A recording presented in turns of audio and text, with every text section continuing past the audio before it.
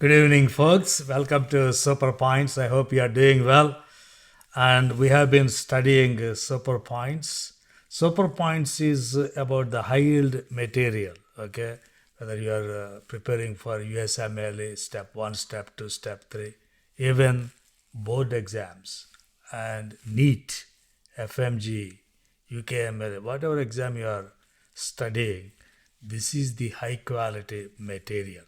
Super Points is all about the most important things. So watch these videos every week. Visit our website www.superpoints.ai to get more resources on these topics. So today I would like to talk a few minutes about pharmacology, super points in pharmacology. When we talk about pharmacology, a lot of students actually like they like pharmacology of antibiotics and antihypertensives, all that, but they feel troubled when they come to pharmacokinetics and pharmacodynamics. But unfortunately, we have no choice. You have to study pharmacokinetics and pharmacodynamics because you will definitely get some questions on this topic. So today I would like to start with some of these questions. First, let us see this question. A 52-year-old patient is receiving a novel antibiotic via constant intravenous infusion at a rate of 15 mg per hour. Plasma concentrations are measured at various times with the results shown in the following table. Time after start of infusion, 2 hours, it is 1.2. 6 hours, it is 4.5 mg per deciliter. 10 hours, it is 5.6 mg per deciliter. At 20 hours, it is 5.94. At 30 hours, it is 6 mg per deciliter. What conclusion can be drawn from these data? There are like 4 choices. Please choose the best option and then we will discuss this important concept.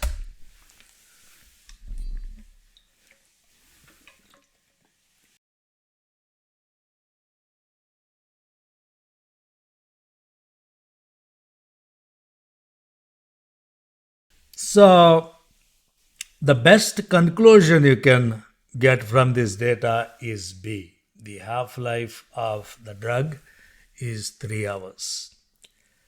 Why is that so? Let us see, first of all, what is the topic here? The topic here is a steady state pharmacokinetics during constant intravenous infusion. So, understanding drug behavior during constant intravenous infusion is a fundamental concept in clinical pharmacokinetics. When a drug is administered at a continuous rate, plasma concentration gradually increases until the rate of drug administration equals the rate of elimination. So, at one point, the rate of drug administration equals the rate of drug elimination.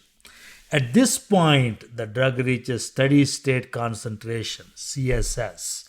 For drugs that follow first order kinetics, the time required to reach specific fractions of steady state depends solely on the drug's half-life, not on dose or infusion rate. Clinically, this principle is critical because it allows physicians to predict how long it will take for a medication such as an antibiotic, vasopressor, or anticonvulsant to reach therapeutic levels. So, this is a very important topic, all right? We are talking about drug half-life. Half-life is the time it takes for plasma concentration of a substance to be reduced by 50%, okay? For substances that are eliminated according to first order kinetics, the time it takes to eliminate 50% of the substance, that is called half-life. All right? Half time and half life, they are two different things. So now, half life, we have this formula. All right, memorize this formula. because based on this formula, you would be able to answer this question. 0.693 into VD by CL. Now, VD is volume of distribution, that is amount of drug in the body divided by plasma drug concentration. Whereas clearance is rate of elimination of drug by plasma drug concentration. So look at this graph here. When you start infusion here and you're going up, okay? As you go up, at this point, drug concentration reaches 50% of steady state after one half-life. So this is one half-life and you reached 50%. Look at two half-lives. At two half-lives, you reached 75%. Right? Drug concentration reaches 75% of steady state after two half-lives. What is happening at three half-lives? At three half-lives, the concentration reached 87.5% of steady state after three half-lives. All right. So now go up. As you go up, here you can stop. The infusion is stopped at that point. Then the concentration is coming down. At 50%, you see, like at one half-life here, so the drug concentration reaches 50%. All right. Drug concentration drops to 25% after two half-lives. So for substance eliminated by first order kinetics, about 90% of the drug in the body will be eliminated in 3.5 half-lives after the end of the period of exposure. So you see, at 3.5, you got 90% of the drug eliminated. All right. So the super point here is the time it takes for a drug to reach a specific fraction of its steady state concentration during a constant infusion directly reveals its half-life. So you are learning half-life by how things are changing in the steady state infusion or steady state elimination. That's a very important point you learn on this concept. So the key rule here is first half-life, 50% of steady state, two half-lives, 75% of steady state, and three half-lives, 87.5% of half-lives. At 4 to 5 half-lives, you have 94 to 97% near complete steady state. So thus, by examining how quickly plasma concentrations approach steady state, one can directly determine drug's half-life and infer important pharmacokinetic parameters such as clearance and volume of distribution. So now, with that foundation, let us come back to our question. Okay. So the concentrations of rise and then plateau, the measurement at 20 hours is 5.94. All right, look at that question again. If you see this question at 20 hours, you have 5.94. All right.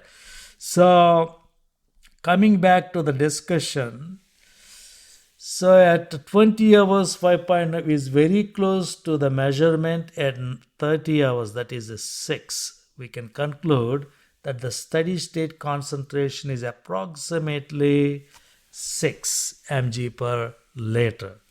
So if you apply 75% rule to find the half-life, the key principle is after one half-life, concentration reaches 50% of steady state. After two half-lives, concentration reaches 75% of steady state. So let us apply this. Steady state concentration is 6. 75% of 6 is 4.5. Now look at the table. The concentration reaches 4.5 at 6 hour mark. Therefore, 6 hour represents 2 half-lives. All right. So if 2 half-lives is 6 hours, then 1 half-life is 3 hours. That directly confirms the option B. That's why the half-life is 3 hours. So the core concept you learn here is the entire question hinges on understanding the fundamental relationship between time, accumulation, and half-life. You don't need complex calculations to start. You just need to know that 75% is 2 half-life rule. The key to solving the problem, this principle allows you to look at the data table and immediately identify the half-life, which is the correct answer. All other options are tested and eliminated based on calculations that depend on first correctly identifying the half-life. It's a fundamental principle of pharmacokinetics. This rule is critical for clinicians. It tells them how long they must wait for a drug to become fully effective, reach steady state after starting an IV drip, which is essential for dosing drugs like antibiotics or blood pressure medications. So what is the super mnemonic here? What must you remember? Right? Remember this one. 75% means 2 half-lives. Alright, if you remember nothing else, remember this. At 75, think 2. 75% of steady state is 2 half-lives. From there, you can deduce other things. At 50%, you have 1 half-life, 75%, 2 half-lives, 87.5%, 3 half-lives, 95% in 4 to 5 half-lives. So in other words, like in 4 half-lives time, you are reaching the steady state. So the concentration climbs from 50 to 75, 87.5, 93.75 and 100%. Now what about A? Clearance is 3 liters per hour. The formula at steady state is infusion rate is equal to clearance into steady state concentration. So clearance is equals to infusion rate by CPSS, 15 mg by 6. That is 2.5 liters per hour. So not 3. Alright, that is the wrong answer. Then why not C? Volume of distribution is 50 liters. We can calculate the volume of distribution using the half-life formula. That's why I told you to remember this formula. T half is 0.693 into VD by CL. So we know if T half is 3 and CL is 2.5 liters per hour, then you get VD by this formula, by rearranging this formula, and you get 10.8 liters. Alright. So volume of distribution here is 10.8 liters. It's not 50 liters. So that is wrong answer. Then going to D, the CPSS is 12 mg per liter. The steady state concentration is directly proportional to the infusion rate. Tripling the rate would triple the concentration. New CPSS 3 into 6, that is 18. Alright. So that is not 12. So super formula, like how do you identify these questions based on keywords? Look, if you see constant infusion, first order elimination, plasma concentration rises asymptotically, 50% of CSS at 1 half-life, 75% of CSS at 2 half-lives, 87.5 at 3.5 half-lives, steady state reached in 4 to 5 half-lives, then half-life determined from time to fraction of steady state. You're looking at constant IV pharmacokinetics. The super point here is the time it takes for a drug to reach a specific fraction of its steady state concentration during a constant infusion directly reveals its half-life. Alright? So basically, you're looking at the time it takes for a drug to reach a specific fraction of its steady state concentration. And based on that, you are calculating half-life. Sometimes they may ask you in a different way. They may give you half-life and they may ask you other things. Tell me the volume of distribution of this drug. Tell me the elimination of this drug, like that. So the idea is to remember that particular formula. Okay, folks? Next, let's go to the second question. A 45-year-old man is being treated for asthma. In a pharmacology study, the effects of 2 bronchodilators, drug X and drug Y, are compared on a graded dose-response curve Drug X achieves maximal bronchodilation at higher doses, but its maximum effect is greater than drug Y. Drug Y achieves 50% of its maximal effect, EC50, at a much lower concentration than drug X, but the maximal effect is less than that of drug X. All right. To be honest with you, when I took my own USMLE, this topic really confused me. But I will give you an excellent illustration or analogy so that you can remember this topic without any fraction of doubt. All right. So do this question. Which of the following best describes the relationship between drug X and the drug Y? All right. We have like 4 options here, and go ahead and pick up the best option.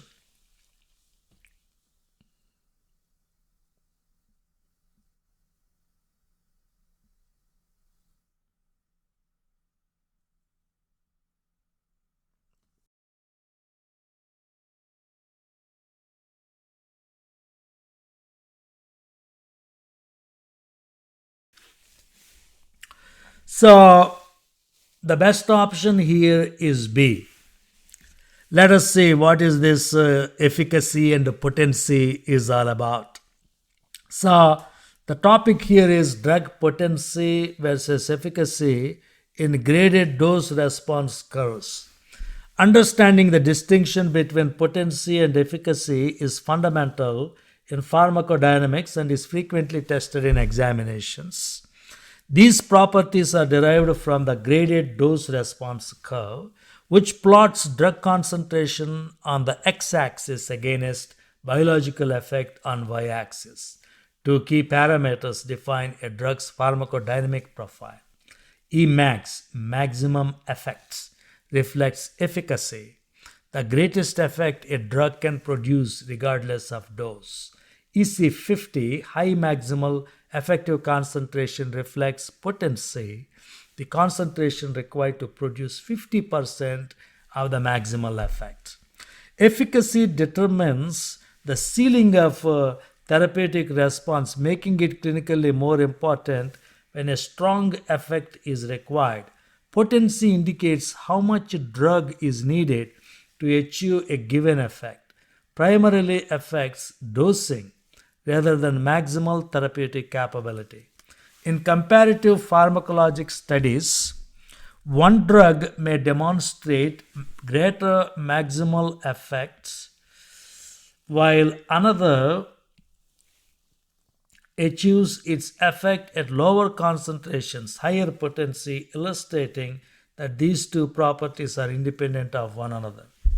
So, efficacy is maximum effect a drug can produce. All right, it's about maximum effect. Let us say this is the effect, this is the maximum.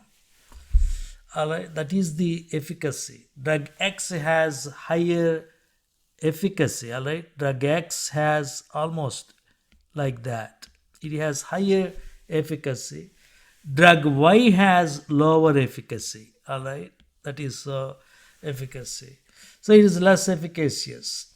So potency is the amount of drug needed to achieve a given effect. For example, if X is reaching 50% with 1 milligrams, okay, that is potency of the medication. So potency is the amount of drug needed to achieve a given effect. Drug Y achieves 50% of effect at lower dose.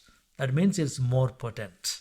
All right, if you need, like let us say, if you need just 1 milligrams for this drug, and this drug has 2 milligrams, it needs 2 milligrams.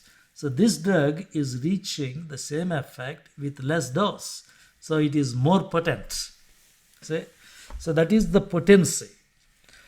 So thus drug X is less potent, more efficacious. Alright, so don't confuse between potency and efficacy.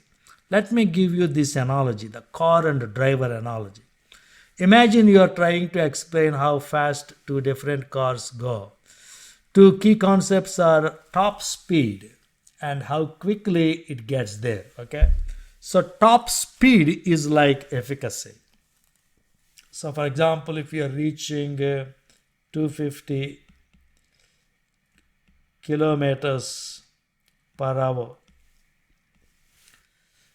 but another car is reaching only 200 kilometers per hour.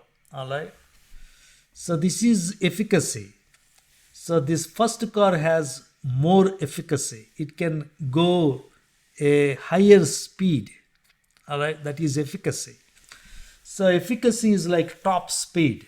All right, it is the maximum effect something can possibly produce no matter what. A sports car might have a high efficacy. A family minivan might have a lower efficacy, a top speed of 110. In medicine, efficacy is the strongest therapeutic effect a drug can achieve, even if you give a huge dose. A powerful painkiller can eliminate severe pain, while a weaker one might only take the edge off mild pain, no matter how much you take. All right. So, if you give a painkiller, as you take more and more dose, and if you are feeling better and better, that means your pain is going away as you take more and more dose. That drug has more efficacy. But another drug you are taking so much, you are increasing the dose, but the pain is not going away. Your back is still hurting. That means that drug has less efficacy. All right? So do not confuse that concept. Then potency is like how little gas you need to reach a common speed like 60 mph.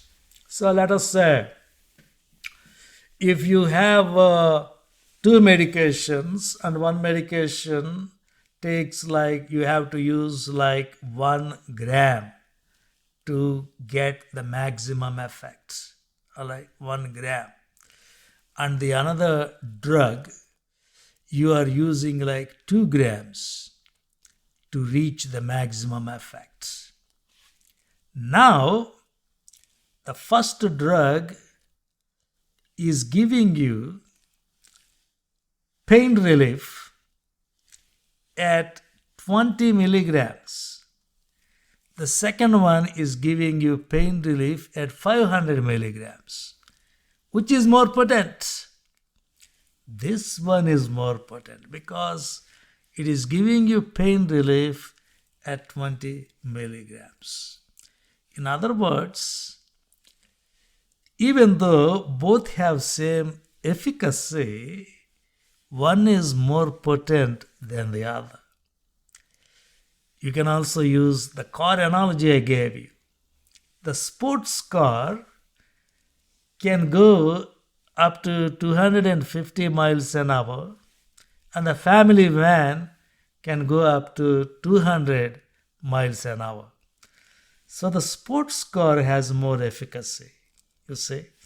But let us say the sports car is taking like 2 seconds to reach 50 miles an hour speed, and the family van is taking only 1 second to reach the same speed.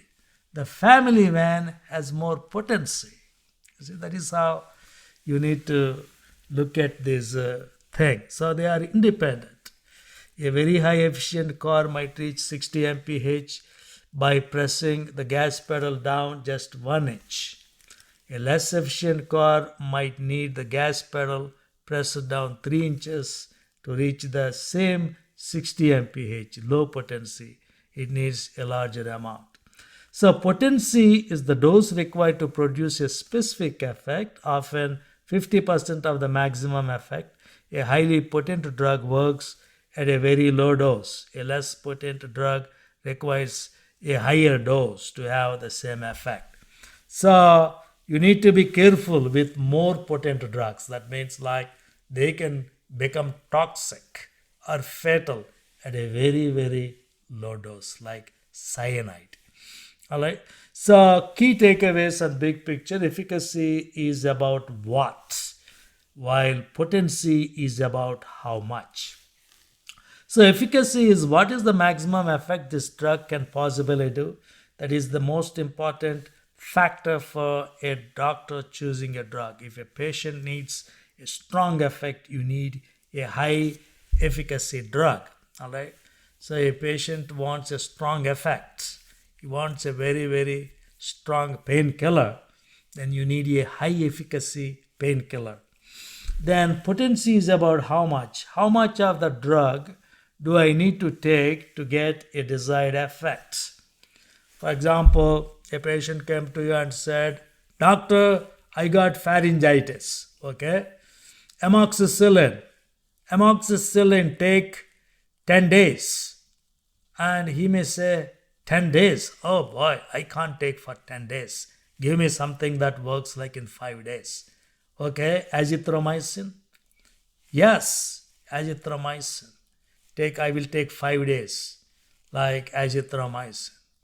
So patients love short courses. All right, they don't want to take a ton of medicine for long duration, right? They want to take a medication in the small quantity. In other words, they want more potent drugs. That means they don't want to take too much drugs and become nauseous and get abdominal pain, diarrhea, and all those side effects. They want short duration. So that they love high potency drugs.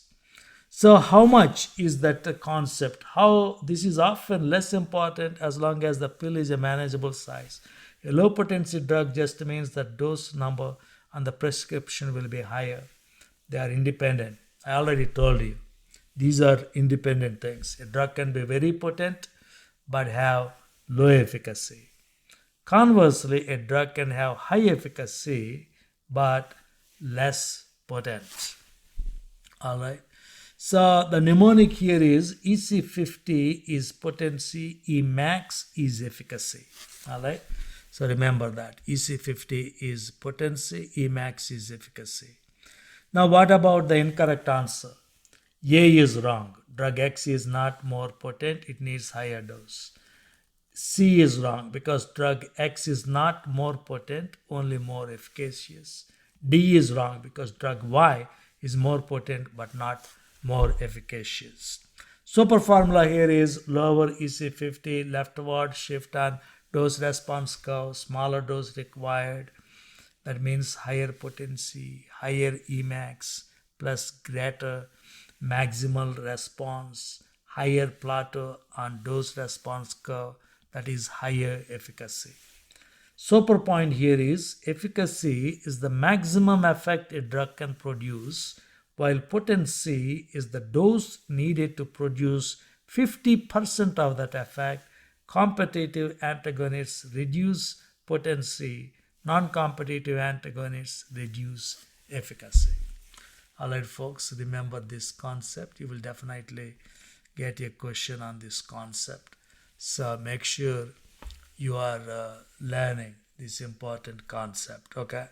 Next question. A 45-year-old man is given a medication that acts on a receptor coupled to the GQ protein. Activation of this receptor leads to stimulation of phospholipase C, formation of IP3 and DAG, and an intracellular increase in calcium. Which of the following receptors most likely uses this signaling pathway? Alright, folks, we have like 4 options here. Choose the best answer.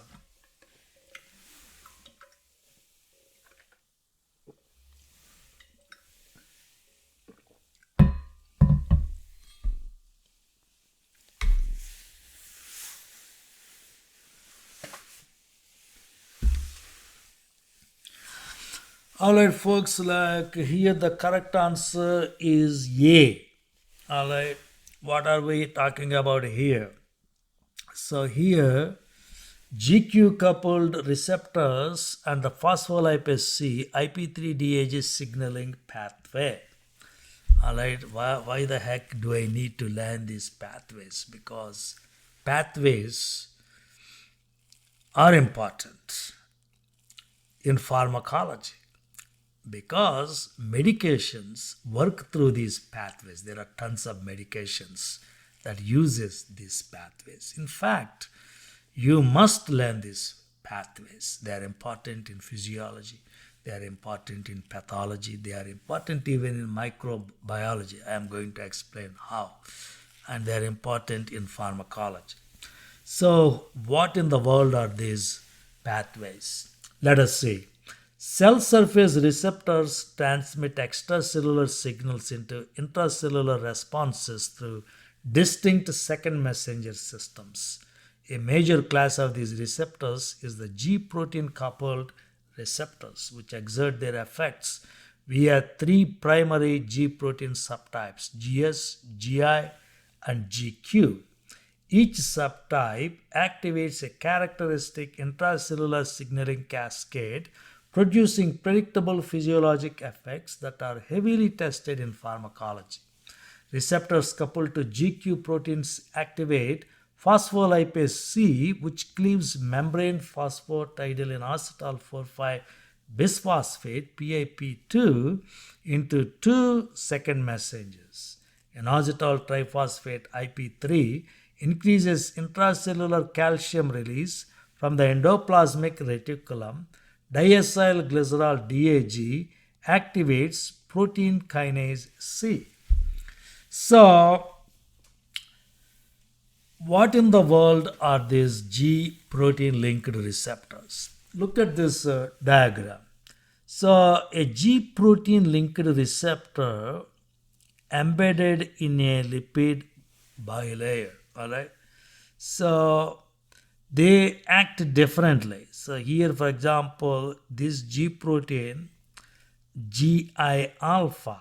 So, GI alpha, it decreases cyclic AMP, and GS alpha, it increases cyclic AMP, whereas GQ alpha, it increases DAG and IP3. That is this question is about. All right, cyclic AMP, it is like a signal. Like, for example, if you want an analogy, it's like a text message. For example, you are giving directions to someone using text message. That's a signal. In the same way, this is a signal. It gives signals. It sends signals to cellular processes and a nuclei, and the whole intranuclear processes depend on cyclic AMP. And the cyclic AMP is formed by adenyl cyclase enzyme. That's an enzyme. So adenyl cyclase again is controlled by GS and GI. So GS, it stimulates adenyl cyclase. So adenyl cyclase increases and cyclic AMP increases.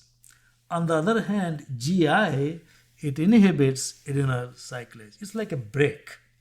So you need to keep cyclic AMP in good concentration. You want to keep it in the right amount. You don't want it low or you don't want it high. So to keep it in the right amount, from one side, GS is acting to stimulate it, and on the other hand, GI is acting like a brake pedal. Hello, come on, slow down a little bit, like that. So GI is slowing down. That's why it decreases cyclic AMP by inhibiting adenyl cyclase. But GS alpha, it increases cyclic AMP. GQ, it is completely different. This is that is the super point there, right? Alpha 1, for example, today's question is all about GQ. All right. The net effect is increased intracellular calcium and downstream activation of contractile, secretory, or inflammatory pathways. Classic GQ coupled receptors include alpha 1 adrenergic, M1 and M3 muscarinic, and H1 histamine receptors. Recognizing this signaling cascade is essential for understanding drug effect in smooth muscle contraction, glandular secretion, and vascular tone regulation. You see, that's very important in physiology. You will definitely get some questions on this in physiology. But we are looking at pharmacology here. In pharmacology also it's important because you need to see which receptors are stimulated, right? Alpha 1 receptors, alpha 2 receptors, beta 1 receptors, beta 2 receptors. The questions will come like that. So here, if you see GQ, the second messenger pathway is increased phospholipase C, increased IP3 DAG, increased calcium, smooth muscle contraction and secretion, alpha 1, M1, M3, H1, V1, 5H2. All right. Clinically, you are seeing vasoconstriction, bronchoconstriction, glandular secretion. GS, as I told you, increased renyl cyclase, increased cyclin P, increased protein kinase A, stimulation, smooth muscle relaxation. Beta 1, beta 2, D1, H2, V2. Increased heart rate contractility, that is beta 1, bronchodilation, that is beta 2, gastric acid, that is H2. Then GI, in decreased adenylyl cyclase, decreased cyclic AMP, inhibitory effects. All right, I told you this is important even in microbiology. For example, take Bordetella pertussis. All right, pertussis toxin. How does it act? It causes whooping cough. We all know that. But how does that affect? The pertussis toxin, it increases, like it goes, like it has like A subunit and it has like B subunit. And in B subunit, there are 5 subunits. All right. So the B binds outside and the A goes into the cell. And what is A doing? It does ADP ribosylation of GI. Right? ADP ribosylation of GI happens because of the A subunit of pertussis toxin. What happened? Suddenly, GI is permanently inactivated. So now, because GI is permanently inactivated, adenylyl cyclase, it will go wild. You see, it's like you took away a break. Now the sports car is going wild. So adenylyl cyclase goes up. Because the enzyme goes up, cyclic AMP also goes up. And this increased cyclic AMP is what causes problems. There is increased respiratory secretions, the ciliary movement collapses, and the respiratory secretions will inhibit the air passages, and there is paroxysms of cough, whooping cough. And patients also have lymphocytosis because the lymphocytes can't move because of so much cyclic AMP. And cyclic AMP increases insulin secretion. Patients develop hypoglycemia. And the immune cells won't work. And patients have less phagocytosis of bacteria and more infections. And also histamine releases, the patients suffer from itching.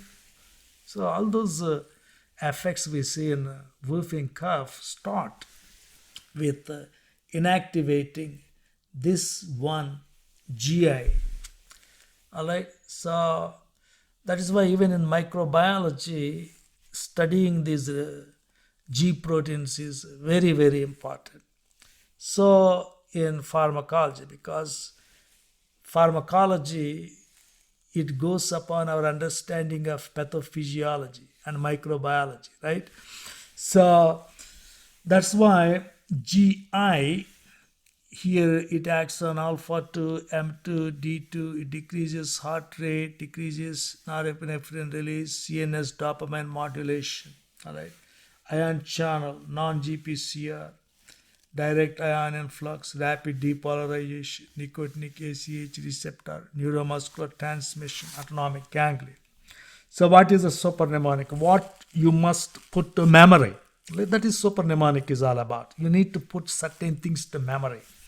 So for example, GQ, put this to memory, IP3DAGCA calcium. All right. If you see IP3DAG calcium mentioned in any question, they're talking about this one. If cyclic MP increased, then it is GS, that is stimulation. If cyclic MP decreased, that is GI, that is inhibition. So now, how about other options? For example, B is beta 2 adrenergic receptor. The beta 2 adrenergic receptor is coupled to the GS protein, which stimulates adenylyl cyclase and increases intracellular cyclic AMP levels. Elevated cyclic AMP level activates protein kinase A, leading to smooth muscle relaxation, including bronchodilation in asthma therapy. For example, how is albuterol working? Albuterol works by increasing beta 2, all right? And beta 2 is increasing cyclic AMP, all right? That is the cyclic AMP pathway in the lungs. So albuterol gives you great relief, right? How? Because it elevates cyclic AMP levels. So this pathway does not involve phospholipase C or IP3DAG signaling, making it inconsistent with the GQ-mediated mechanism described in the step. Then C, M2 muscarinic receptor. M2 muscarinic receptor is coupled to GI protein, which inhibits adenylyl cyclase, thereby decreasing cyclic AMP levels. It also increases potassium conductance in cardiac muscle, resulting in hyperpolarization and reduced heart rate. Because it decreases cyclic AMP, it does not activate phospholipase C or increase intracellular calcium via IP3, it does not use the GQ signaling pathway. Then D2 dopamine receptor. The D2 dopamine receptor is also coupled to the GI protein and reduces intracellular cyclic AMP levels when activated. It plays a key role in modulating dopaminergic signaling in the central nervous system and is targeted by antipsychotic medications. You see. So antipsychotic medications we are using D2 dopamine receptors. Like M2 receptors, it does not stimulate phospholipase C or generate IP3 and DAG, making it unrelated to GQ signaling. Now let us see super formula. If you see alpha 1, M1, M3, H1, V1 for H2 receptors, phospholipase C activation. If you see PI2, PIP2 cleavage, IP3 production, DAG production, intracellular calcium going up, smooth muscle contraction and gland secretion is happening, then GQ coupled receptors are activated.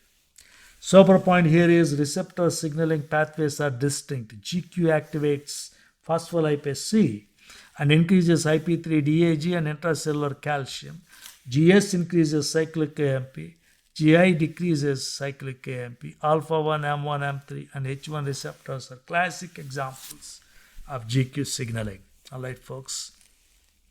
So that's about G proteins. And their importance in pharmacology, extremely important.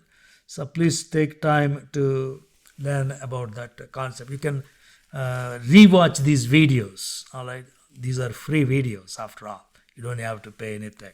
So rewatch these videos if you have any doubts about these topics.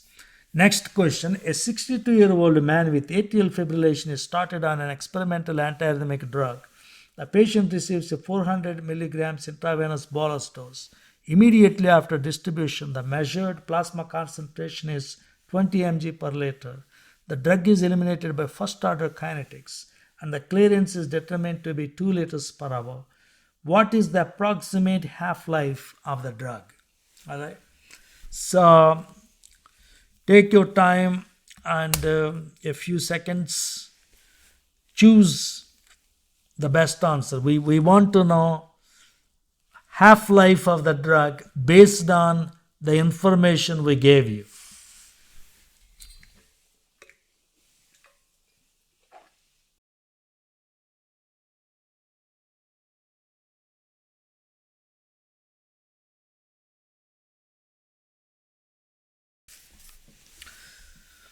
All right, folks.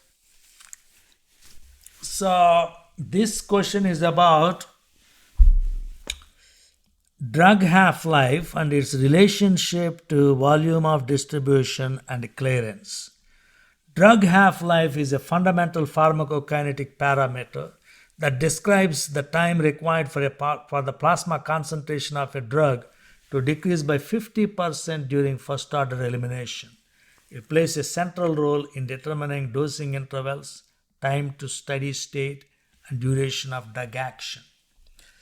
So now, first of all, do not get confused between pharmacokinetics and pharmacodynamics. Okay, pharmacokinetics deals with actions of biologic systems on drugs. Like, for example, you took a tablet. What is your body doing? That is pharmacokinetics. All right, your body wants to absorb it, distribute it, metabolize it, excrete it. They all come under pharmacokinetics. All right. So absorption, distribution, metabolism, excretion. Pharmacodynamics is the effects of drugs on biologic systems. What the drug is doing to your body. So it affects receptor target site. Some drugs can have additive effects. All right. Some drugs can have opposing effects. All right. That means they are acting against each other. And some have antagonistic effects. That means one drug's effect is being cancelled by the other drug. So that is the difference between pharmacokinetics and pharmacodynamics. All right. So in pharmacokinetics, I already showed you half-life is important. All right. Volume of distribution is amount of drug in the body by plasma drug concentration. Half-life formula we already discussed in first question. That is 0.693 into Vd by Cl. So half-life is not an independent property of a drug. Rather, it is determined by two primary pharmacokinetic variables. Volume of distribution, the extent to which a drug distributes into body tissues relative to plasma. Clearance, that is Cl, the efficiency with which body eliminates the drug through renal, hepatic, or other pathways. These variables are mathematically related by the equation, which we already saw. A larger volume of distribution prolongs half-life by storing more drug in tissues. So it's just common sense, right? If you have a large volume, you are taking a lot of medication into the body. And to get rid of that, it takes a lot of time. All right. While increased clearance shortens half-life by removing drug more rapidly. Understanding this relationship allows clinicians to predict how long a drug will remain in the body and to design appropriate dosing regimens. Volume of distribution, Vd. Vd is amount of drug in body by plasma concentration, 400 by 20, that is 20 liters. So half-life is 0.693 into 20 divided by 2, that is 6.936 hours. Thus, the drug's half-life is about 6 hours. We got it right? The answer is C. So, supermnemonic, just remember this formula. Bigger volume means longer life. Faster clearance means shorter life. Increased Vd means drug hides in tissues, increased half-life. Increased Cl means drug removed faster, decreased half-life. Incorrect answers, 2 hours, no. Because as we saw, we got an answer of 6 hours, so that is wrong. 4 hours, still wrong. 8 hours, still wrong because we got 6 hours. So, super formula, a larger volume of distribution means the drug hides in tissue, so it takes longer to eliminate. Faster clearance means the body removes the drug more rapidly, shortening the half-life. The constant 0.693 is required because drug elimination is exponential. CL depends on liver function, kidney function, and cardiac output. If these fail, CL drops and half-life increases. This is drug half-life.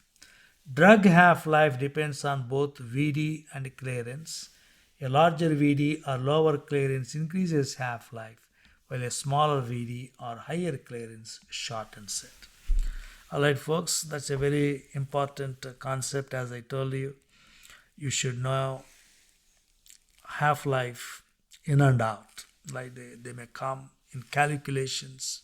Remember that formula I told you about. Next question. A 65-year-old man with hypertension is prescribed enalapril. Which of the following best describes enalapril? Okay. So choose the best option and we will discuss this important topic.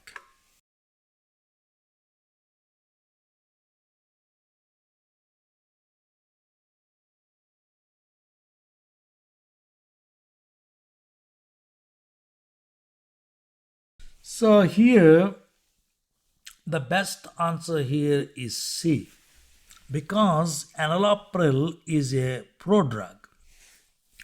So the topic here is prodrugs and metabolic activation, enalapril as a classic example.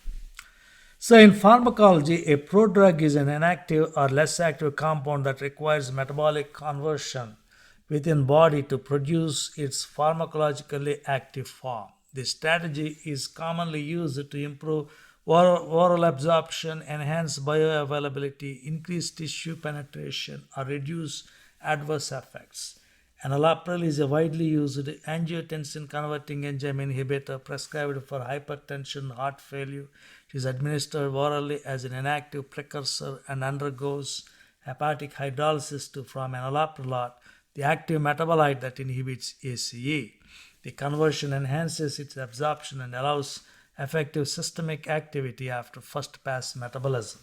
Recognition of prodrugs is essential in clinical pharmacology because hepatic function, drug interactions, CYP enzyme inhibitors, and genetic polymorphisms can significantly affect therapeutic response.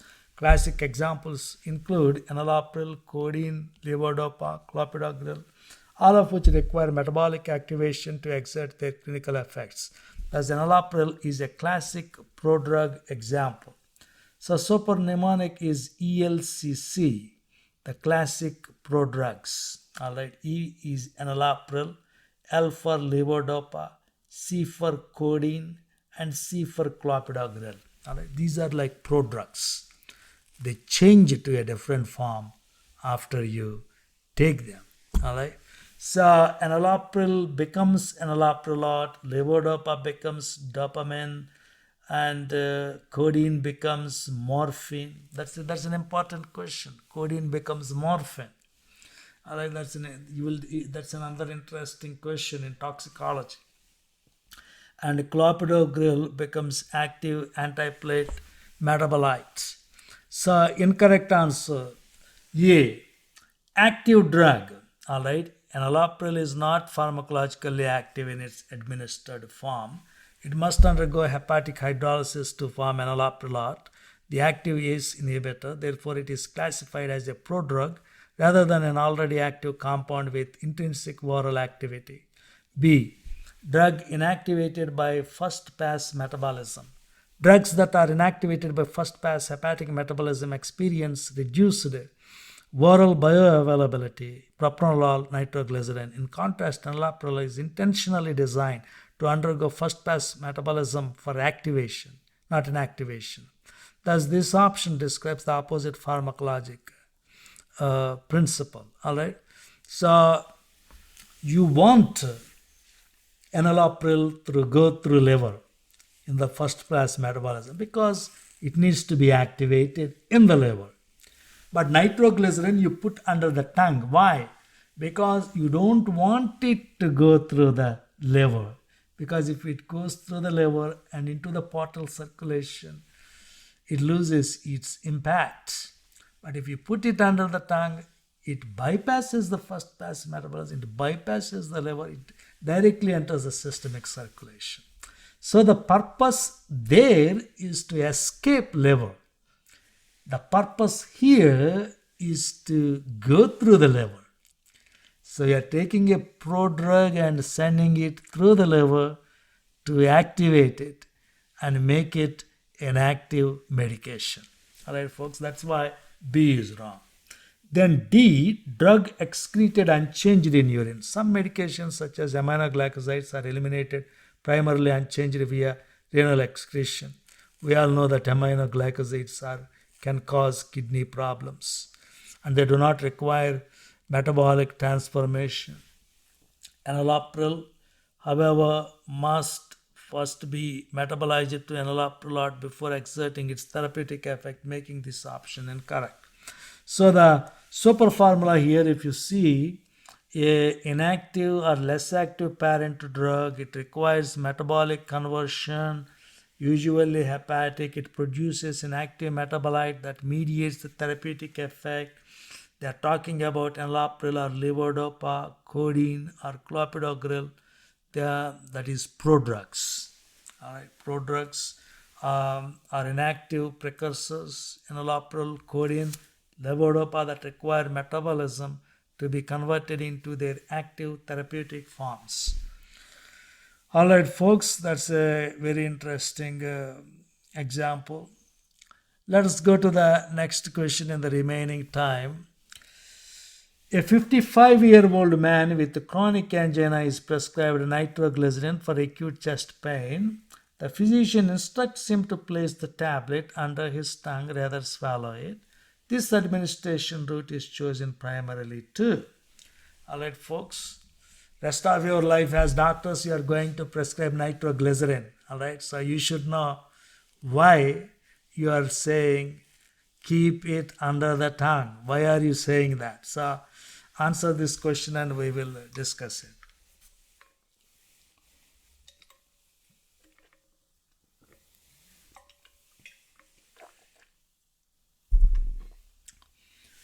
So here the answer is B.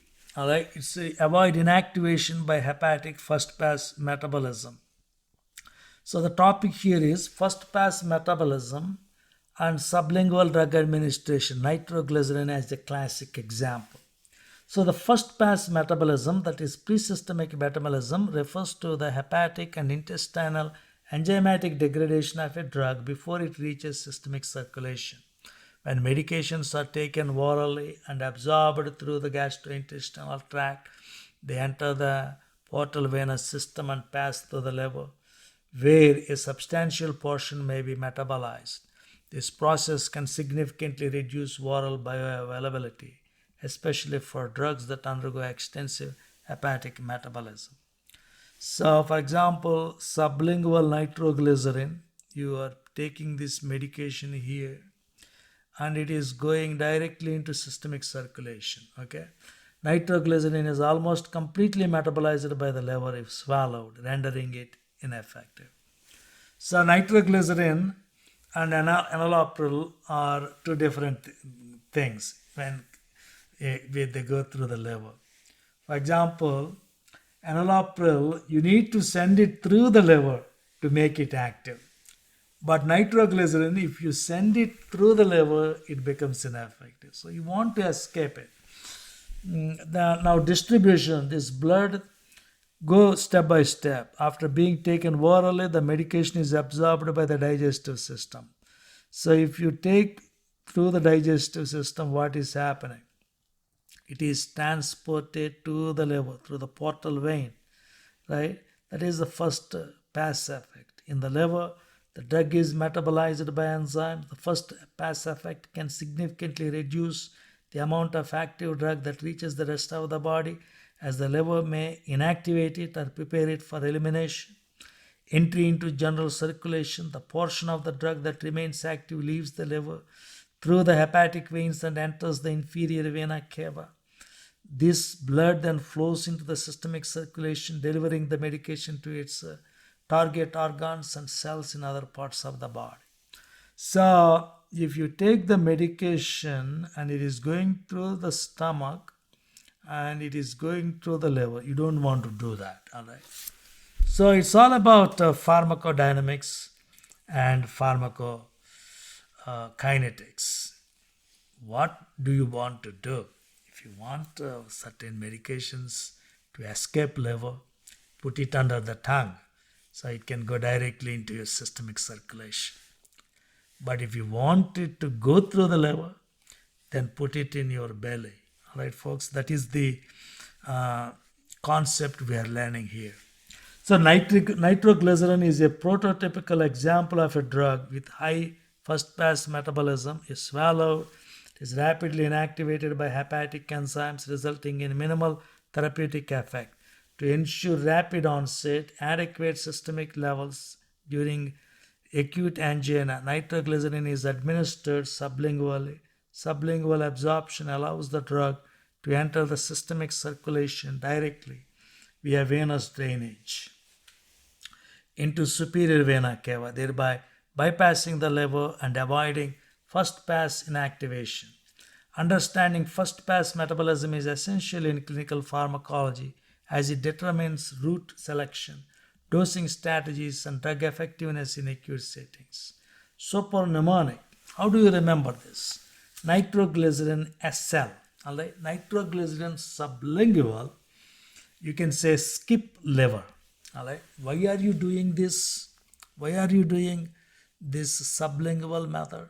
You want to skip liver. So SL, you can use it like skip liver. That's a mnemonic I use, and I am sure it will help you to some extent. If the drug loses effect when swallowed, give it sublingually to bypass first-pass metabolism. Incorrect answers. Increase drug's rate of renal clearance. Well, renal clearance is determined by glomerular filtration, tubular secretion, and reabsorption is independent of the route of administration. Sublingual administration affects absorption and bioavailability, not renal elimination. Therefore, placing nitroglycerin under the tongue does not alter its renal clearance. Next, reduce absorption time in the gastrointestinal tract. Although sublingual administration provides rapid absorption, the primary purpose in this case is not simply faster GI absorption. Nitroglycerin is almost completely inactivated by hepatic first-pass metabolism when swallowed.